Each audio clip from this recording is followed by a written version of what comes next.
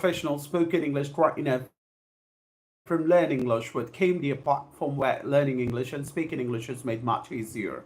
Back again and live again. Well, I've decided to go live, and as far as this live session is concerned, this live session is exclusively meant for reading a lesson or another story, another lesson from the book written by Sudha Murthy, How I Taught My Grandmother to Read and Other Stories.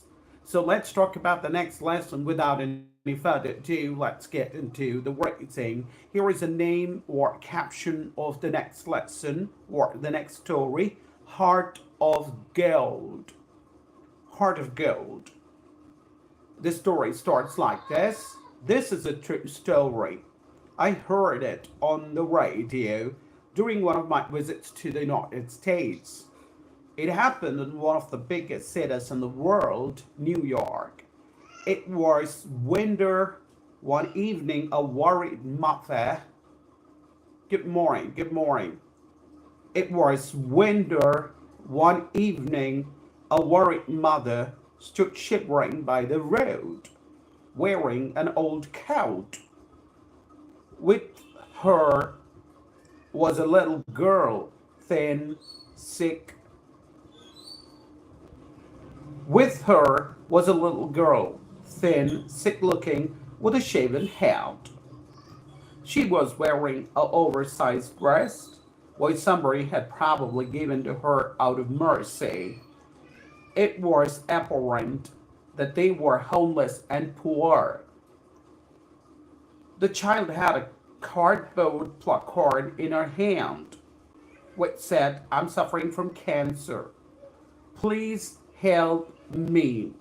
My gosh. The mother was carrying a begging bowl. Whenever the traffic lights turned red, they would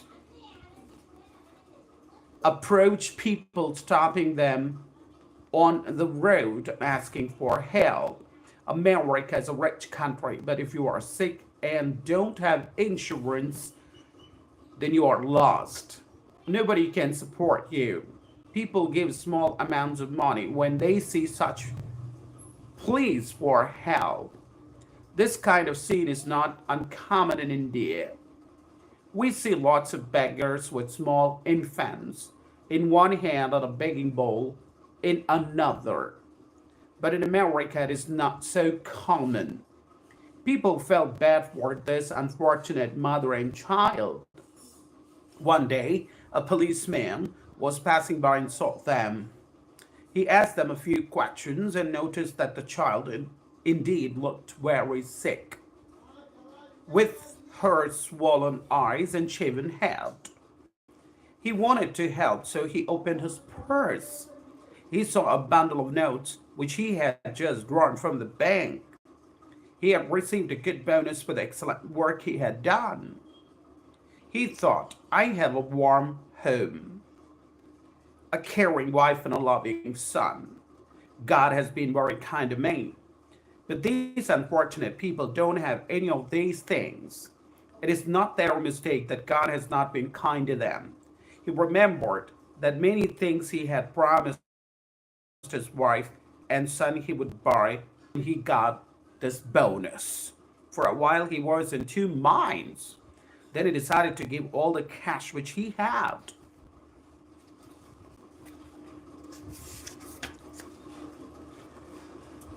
drawn from the bank, to the women and said, "Please take good care of the child." When he reached home, his son met him at the doorstep as usual and hugged him. The house was warm and nice. He sat in front of his wife and, looking at the snow falling outside, narrated the whole incident. After listening to him for a while, his wife was silent. Then she smiled, but the son was angry. He said, "Dad, how are you sure that they have not cheated you? And even though you wanted to give some money, you could have given some portion. Why did you give everything?" The policeman laughed at his son and said, "Son, you do not know the poverty is. You do not know what poverty is. I come across such unfortunate people in my work.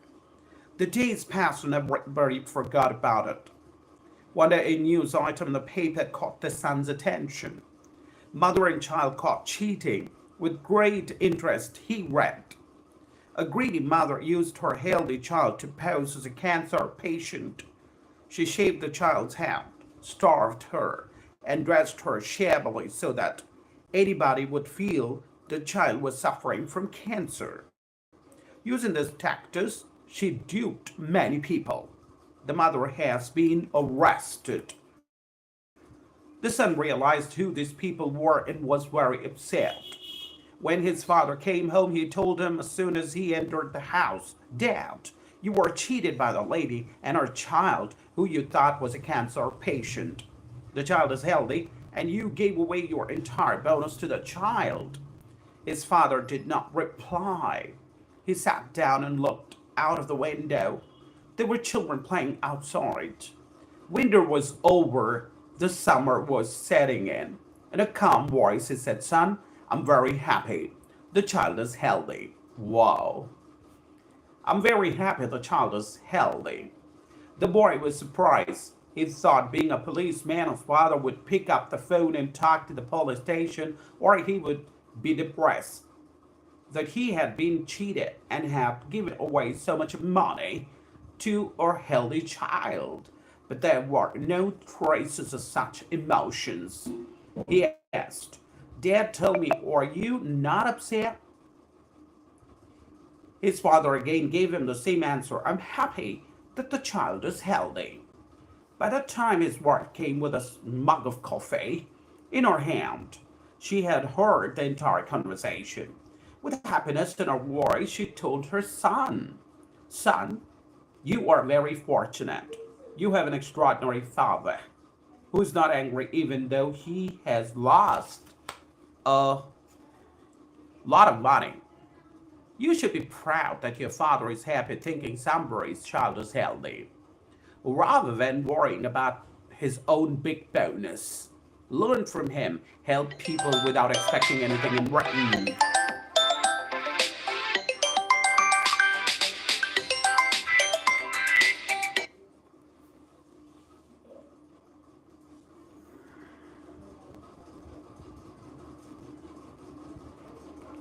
Hello, hello, hello. Good morning.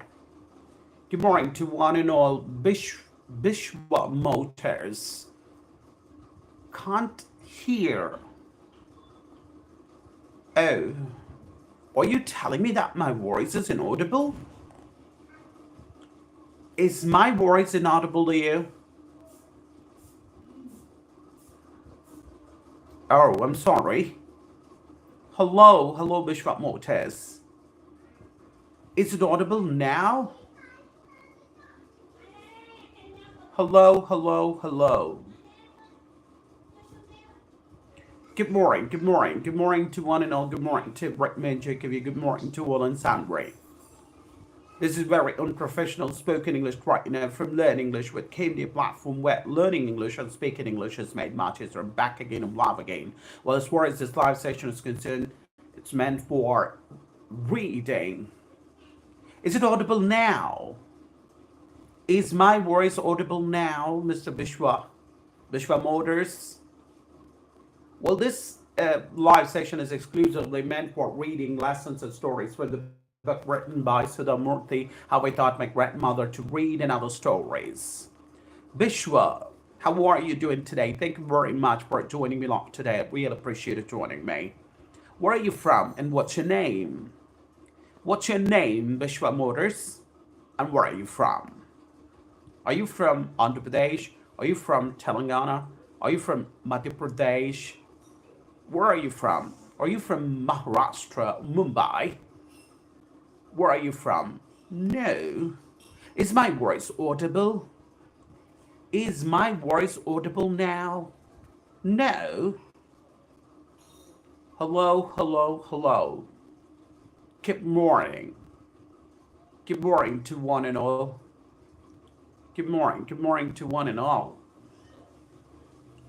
Thank you very much, Bishwa Motors, for joining me today. What's your name?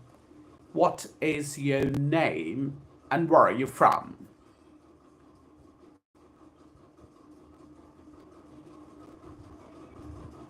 What is your name? Your name. What is your name? Your name, Bishop Motors. What's your name? And where are you from? Where are you from?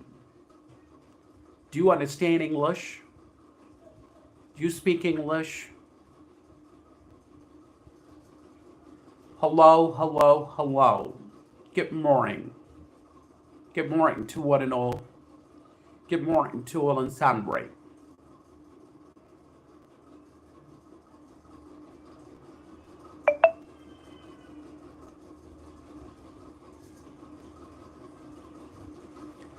Oh, sorry. Okay.